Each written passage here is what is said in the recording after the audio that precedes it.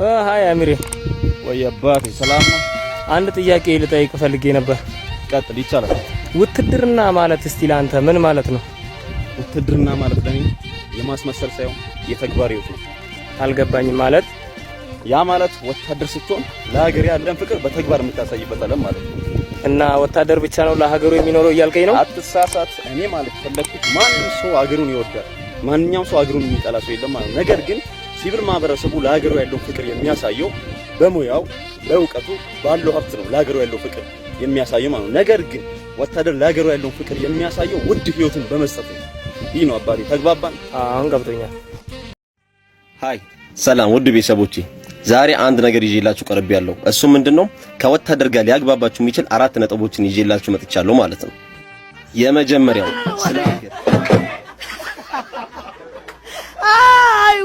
የመጀመሪያው ስለ ሀገር ስለ ህዝብና ስለ ሀገሪቷ ሰንደቅ ዓላማ ተሳስተ መጥፎ ነገር ክፉ እንዳትናገር፣ የመጀመሪያው ማለት ነው። ሁለተኛው ነገር ስለ ፖለቲካና ከፖለቲካ ጋር ስለሚያነካከው ነገር ምንም አይነት ንግግር እንዳትናገር፣ ምክንያቱም ወታደር ከፖለቲካ ነፃ ስለሆነ ማለት ነው። ሶስተኛው እናገተሙት ወሬ የራሱ አንድ ወሬ። ሶስተኛው ነገር ስለ ዘረኝነትና ስለ ብሔርተኝነት እንዳታወራው፣ ምክንያቱም ወታደር ተጠሪነቱ ለመላው ኢትዮጵያዊ ስለሆነ ማለት ነው። አራተኛውና የመጨረሻው ደግሞ እሱ ስለለበሰው ሚሊተሪ መጥፎ ነገር እንዳትናገር፣ ምክንያቱም ይህ ሚሊተሪ ማለት ለኛ በጣም ትልቅ ክብር ስላለው። እመነኝ፣ እነዚህ 4ቱን ነገሮች ከፈጸምክ ምን ጊዜም ከወታደር ጋር ተግባብተህ እጅና ጓንት ሆነ መኖር ትችላለህ ማለት ነው። ግልጽ ነው ውድ ቤተሰቦቼ።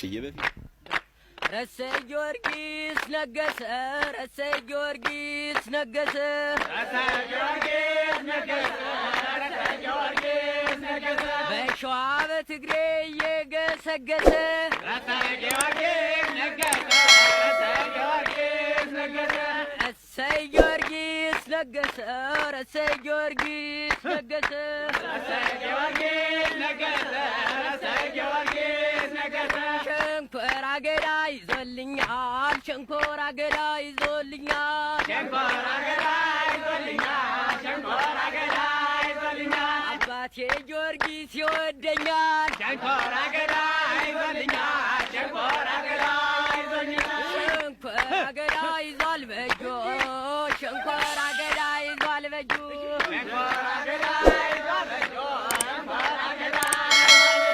ጣንጣን ይሸታል መንገዱ፣ ጣንጣን ይሸታል መንገዱ።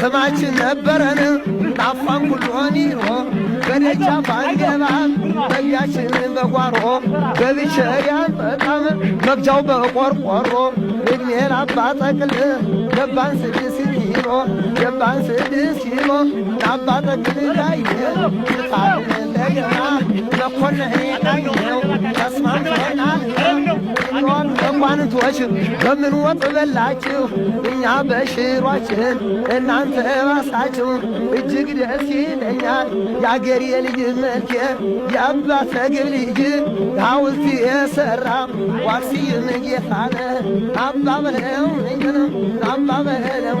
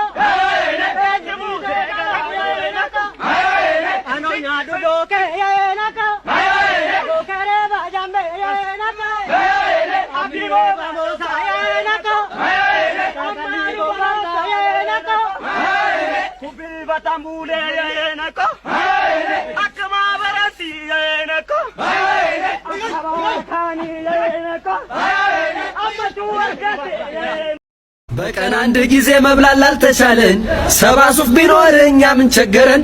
ሽቶ እየነፋ ጉራ ከምትነዛ ዳይመንድ ሸጠ እስቲ ልብ ግዛ።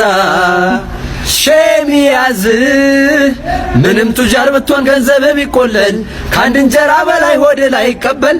የሀብት መጠንን ከምታስቆጥረኝ አይፎን ነገር ገዝተህ ምን አለ ብትሰጠኝ። ሼም ያዝ እውነት ነው ማለት ቆንጆ አይደለም እያልሽ ነው? ስለ ሴት ብዙ አታውቅም እያልኩ ነው።